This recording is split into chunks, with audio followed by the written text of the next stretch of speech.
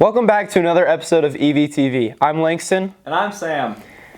Have you ever attended a game here at EVHS and wondered what your $4 is going towards? To learn more about school funding, we go to Jack and Braden. Have you ever wondered where sports teams get their money? Every year, coaches have to create a new way to fundraise for their programs, which can turn out to be difficult. So it changes every year. This year we did the Little Caesars Pizza, but we try to explore different avenues every year. It's kind of based on what our captains decide. So typically we do that fundraiser in the spring, and then when the Fire and Ice Gala happens, which it hasn't for a couple of years, that's usually what we do. We do Little Caesars in the fall and the Fire and Ice in the spring. Baseball is a very expensive sport. A dozen baseballs costs about $100, and our fundraiser makes us a lot of good money. For hockey, we sell these packets, and they have like season tickets and stuff, and you sell those for about $50 plus some merch like hats, some lanyards. So it mostly goes towards like buying our hotel rooms when we do overnight trips, which we do usually one in the fall and then a big one in the spring for state. It's 2 days. So our main fundraiser is we sell cards. They're basically like coupons that give you anywhere from like $2 to $10 off, or even half price off appetizers. Boys go around and they sell them to neighbors, friends, family, teachers, and all that. We also sell signs on our fence, or banners for local businesses since we're right on Highway 6. We do a city market fundraiser. With every team having to fundraise, many difficulties are brought up. Mostly just finding people to sell them to. Like, it's just really hard to sell stuff because the only people you can really sell to are your like grandparents, parents, friends. It seems like every year it's more of a struggle, and especially as our team grows. And what's really hard about our team is that most of our kids do other sports, so they'll have already fundraised for those sports. And I know other coaches have similar problems. It's just we live in a small area, and for all these kids to kind of be pooling out of the same resources, it seems like parents are being called upon more and more.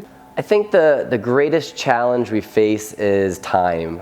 You know, we want the kids to go out and sell 25 cards, but we also want them at practice for 2.5 hours every day.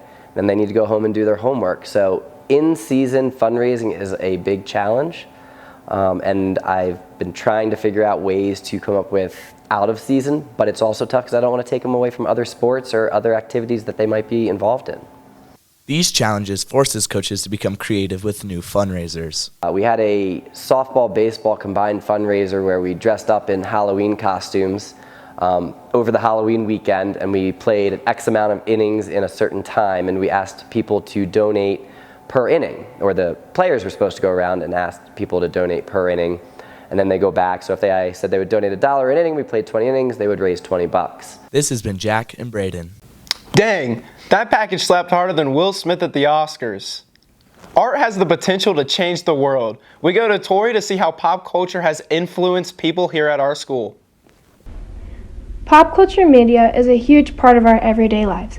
Many of us see it between social media, art, and more. Students of our own school have felt seen and represented. You know, it makes you feel seen. I don't really have anything else to say about that.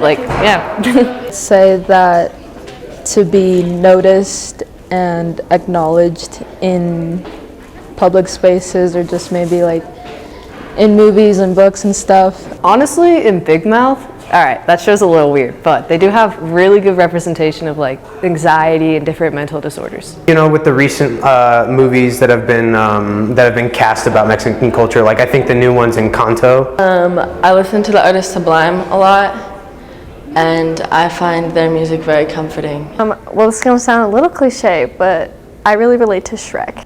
Pop culture does a lot more than make you feel seen. Everyone has their own personal impact. I never really knew what to put on legal documents when it comes to, my race. I am white and Latino, and sometimes I get confused when I see like my own identity.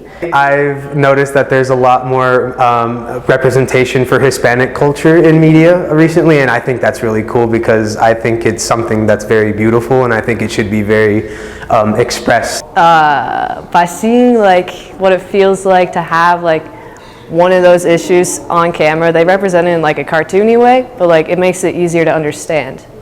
You know, I have felt stereotypes sometimes, and that's it's really just kind of the whole like minority thing, because you know, I'm Hispanic, and it's just kind of hard sometimes because a lot of a big body of this school is, you know, white, and you know, there's not racism or anything isn't really prominent here, but you know, it is something that's kind of at the back of your head a lot. Diversity is shown in many different ways. However, the future of pop culture is forever changing.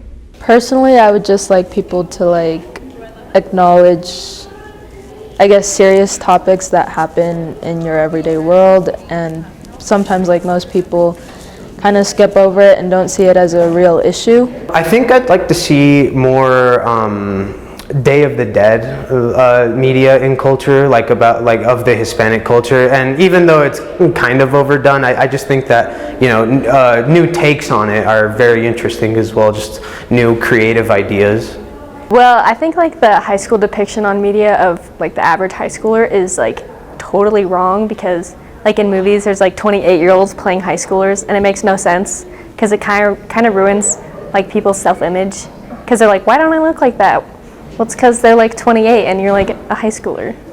Kind of a sort of you're not alone feeling, because people are like going through their stuff too. It was like how everyone is more diverse, and it doesn't like pinpoint people and like put them into this little box of what they're supposed to be like. Big groups of teams like with a lot of diversity can create very, very accurate and very, very colorful projects and ideas. This has been Will and Tori. It's wonderful to live in a time with such an abundance of pop culture. Thanks for watching this week's episode of EVTV.